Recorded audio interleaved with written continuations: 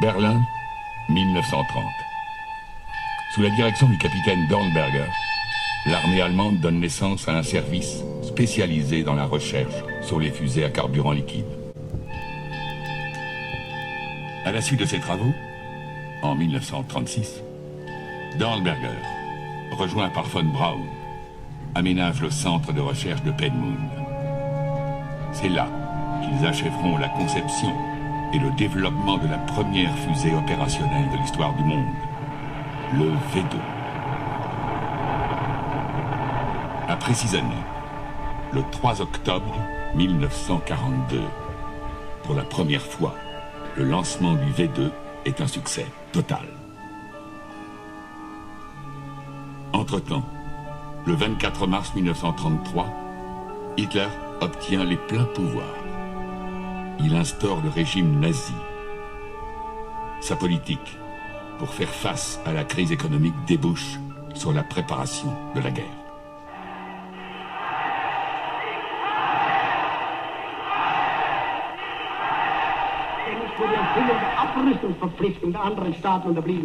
Je fixe en conséquence les tâches suivantes. L'armée allemande doit être prête à combattre dans 4 ans. L'économie allemande doit être en état de soutenir une guerre dans 4 ans. Mémoire secrète d'Adolf Hitler. 3 septembre 1939. Suite à l'invasion de la Pologne, l'Angleterre et la France déclarent la guerre à l'Allemagne. 1940. C'est la guerre éclair. La France est vaincue. Seule l'Angleterre n'a pas encore abdiqué. 1941. Hitler envahit l'URSS et le 7 décembre de la même année, en réponse à l'attaque japonaise de Pearl Harbor, les États-Unis entrent dans la guerre. Le conflit prend alors une dimension mondiale. Devant la situation, chacun des 2 camps utilise l'économie et la science. Les Alliés bénéficient du radar et de l'ASDIC. Les États-Unis mettent au point la bombe atomique. Quant aux Allemands, forts de plusieurs années de recherche, ils mettent en œuvre la construction de leur arme V, dite de représailles, le V1 et le V2.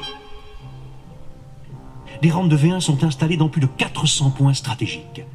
Et le 22 décembre 1942, Hitler donne l'ordre au général Dornberger de construire de toute urgence un bunker dans le nord de la France.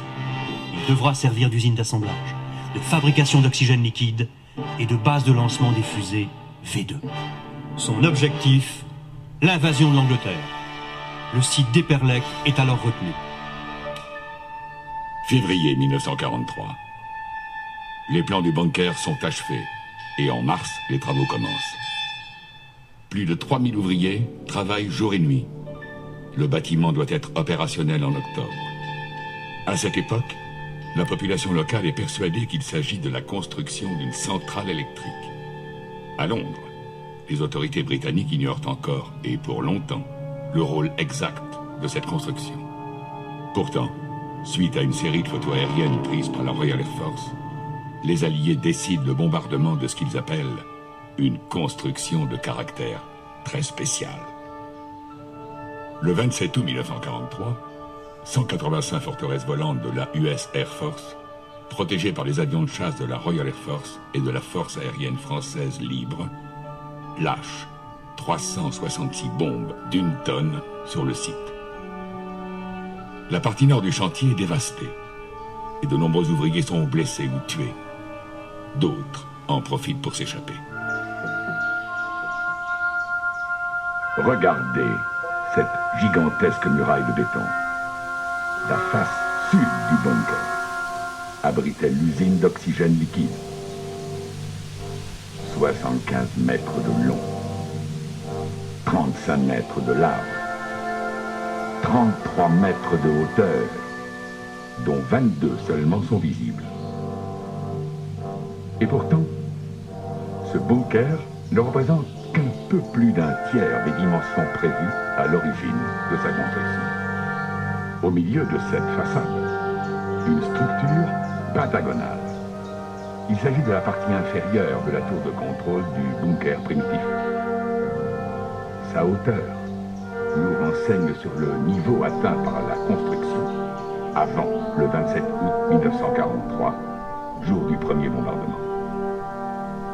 De cette tour de contrôle devait être opérée la mise à feu des V2 conduits de l'intérieur du bunker jusqu'aux tables de tir, amenées par des portes hautes de 17,50 mètres, situées de part et d'autre de la tour. Observez les nombreux orifices tout le long de la façade. Ce sont les entrées des canalisations destinées à l'alimentation en air du bunker et des groupes compresseurs pour la production de l'oxygène liquide. Selon les projets prévus pour le bunker, sa capacité maximale de lancement aurait dû atteindre 36 fusées par jour. La notion d'arme secrète s'impose de plus en plus aux Alliés. Malgré les divergences dans les états-majors sur l'existence de telles armes, le doute est là. Et le bunker d'Eperlek est placé sous haute surveillance aérienne. Les Alliés ne pouvaient imaginer que ce vaste chantier deviendrait une usine d'assemblage et une base de lancement des terrifiants V2. Plus rapide que le son, il n'est pas interceptable à l'époque. 5 fois plus lourd et volant plus haut que le V1, le V2 arrivera au sol avec un poids de plus d'1 million de tonnes, provoquant ainsi un effet de souffle et un véritable tremblement de terre. À charge explosive égale, le V2 est bien plus dévastateur que son prédécesseur, le V1. Étant donné les nombreux réglages nécessaires avant le départ des V2, le principe de leur lancement à partir de bunkers fortement protégés fut retenu. De plus, le transport d'oxygène liquide utile à leur mise à feu fut considéré comme trop dangereux et le bunker servirait ainsi au stockage. Quand le 22 décembre 1942, Hitler ordonna la construction d'un bunker dans le nord de la France, c'est à l'Oberstleutnant Thom que fut confiée la recherche de l'emplacement. À première vue, la région la plus favorable se situait entre Saint-Omer et Boulogne, son relief accidenté permettant de trouver d'anciennes carrières propices à la construction d'un tel bâtiment. Mais surtout, un accès facile par voie ferrée et voie fluviale permettrait l'acheminement des nombreux matériaux nécessaires aux travaux. Après avoir examiné un certain nombre d'endroits du côté de Zouavk, près de Nordosk, c'est la région d'Eperlek qui fut choisie pour ses caractéristiques exceptionnelles. Une voie ferrée double reliant Calais à Lille, un canal navigable pour péniches à grand gabarit, la présence de lignes haute tension, un réseau routier très développé et enfin un massif forestier en contrepente par rapport à l'Angleterre. Vous vous trouvez maintenant sur ce qui semble être une plateforme surélevée en béton au-dessus de la forêt. Vous avez ainsi une vue générale sur toute la partie nord du bunker, dominée par son impressionnante façade.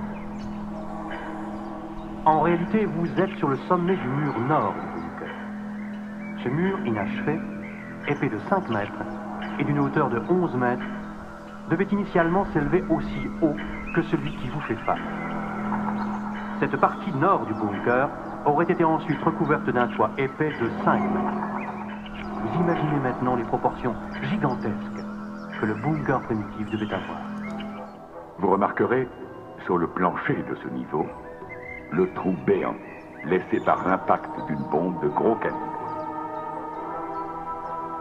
L'énorme bloc de béton sur le toit de stockage de l'oxygène liquide fut arraché par l'explosion d'une bombe Talboy de 6 tonnes. Vous apercevez encore l'impact de cette bombe sur l'arête nord du toit du bunker. Le bunker existant fut surtout alimenté par une centrale située plus haut et qui fut endommagée lors des nombreux bombardements. Le béton produit par la centrale était refoulé par des pompes spéciales vers le chantier. À ce niveau, de nombreuses antennes et goulottes orientables le répartissaient aux différents points de coffrage. En raison de sa forme, ce système était appelé araignée par les Allemands. Quant aux finitions et points de niveau, ils étaient réalisés par de jeunes travailleurs belges au moyen de brouettes et de bachots. Imaginez le gigantesque chantier que nécessita la construction d'un tel édifice. En un an, 35 000 ouvriers se sont relayés pour ériger ce monstre de béton. Une véritable fourmilière humaine.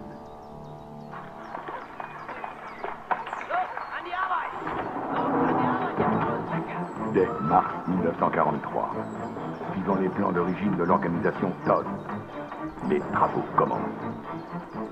Pelles et grues mécaniques, bulldozers à treuil, voies de Coville pour locomotives à vapeur, bétonneuses gigantesques et de nombreux engins du bâtiment envahissent la forêt des Perlecs. De jour comme de nuit, à la lueur des projecteurs, 3000 ouvriers travaillent sans relâche. Plus d'un tiers des travaux sont réalisés. 43 000 mètres cubes de béton ont déjà été coulés. Lorsque le 27 août 1943, à 18h46, un bruit sourd se fait entendre au loin.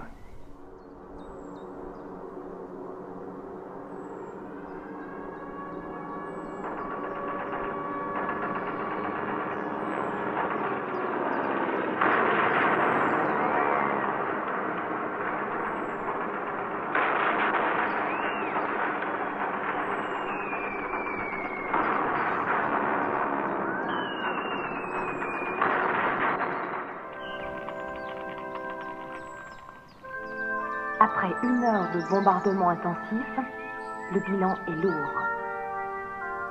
185 forteresses volantes de l'US Air Force viennent de lâcher 366 bombes de 1 tonne sur le chantier des Perlecs. La partie nord est dévastée et parmi les ouvriers, on compte de nombreuses victimes. À l'occasion de ce raid aérien, il convient d'avoir une pensée pour René Mouchotte, commandant des forces aériennes françaises libres, abattu alors qu'il escortait les bombardiers américains. Au coin est du bunker, une plaque commémorative honore son courage et nous rappelle son sacrifice. Suite à ce bombardement, l'organisation Todd juge impossible l'utilisation du bunker comme base de lancement des B-2. Par contre, la partie sud du bâtiment étant intacte, les Allemands veulent à tout prix terminer l'usine d'oxygène liquide. L'ingénieur Floss a alors l'idée extraordinaire de poursuivre les travaux par la méthode dite de la tortue. Pour se mettre à l'abri des bombes, les ouvriers vont couler une dalle de 5 mètres d'épaisseur divisée en 3 sections, représentant un volume de 13 125 mètres cubes, pour un poids d'environ 35 000 tonnes de béton armé. Cette dalle sera le toit de l'usine. À l'aide de cris, de leviers et de cales, le toit sera élevé. Les murs seront ferraillés dans des coffrages, tout autour, comme à l'intérieur. Le béton y sera injecté à l'aide de grosses pompes. Quand les murs seront assez résistants et secs, ils recommenceront la même opération pour élever l'usine comme un champignon jaillissant de terre.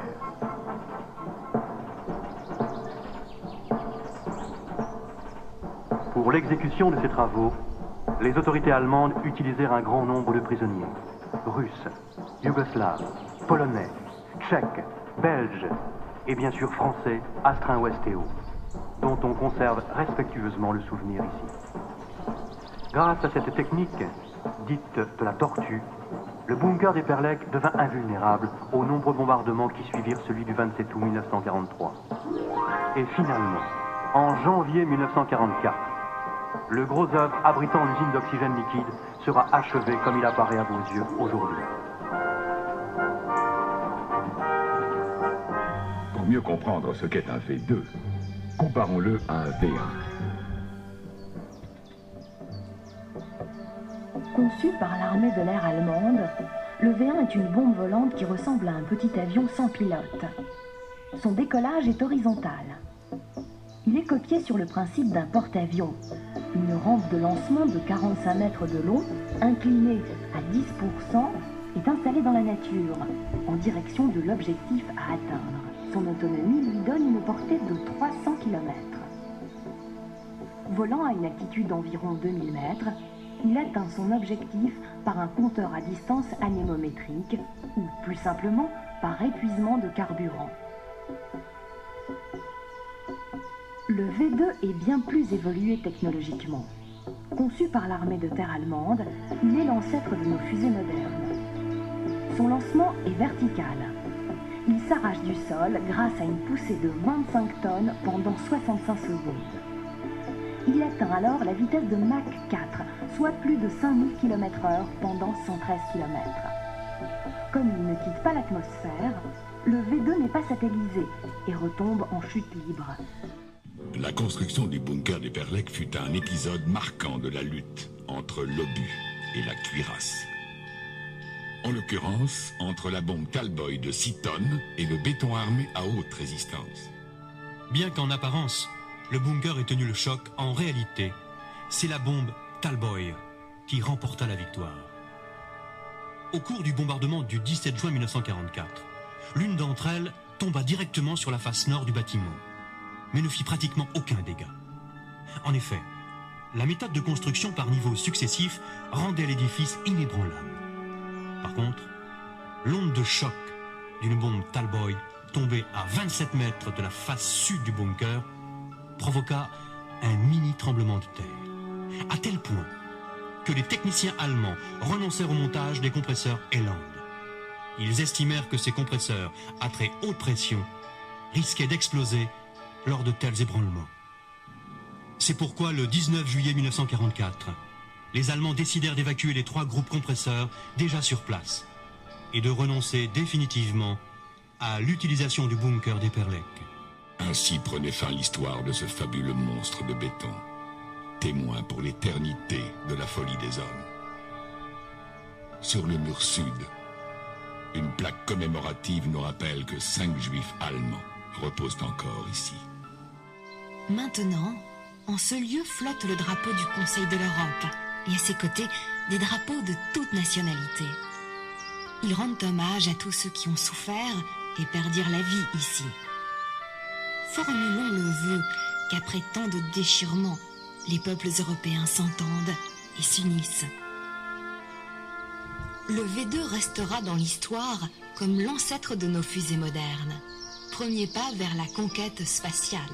Tranquility Base here. The Eagle has landed. Roger, Tranquility. We copy you on the ground. You got a bunch of guys about to turn blue. We're breathing again. Thanks a lot. L'arme de guerre devenue espoir, tournée vers l'avenir. Quel merveilleux symbole. Goethe a écrit: Si les générations passées cachent leurs erreurs à leurs successeurs, ils condamnent ces jeunes à revivre les mêmes erreurs que leurs aînés.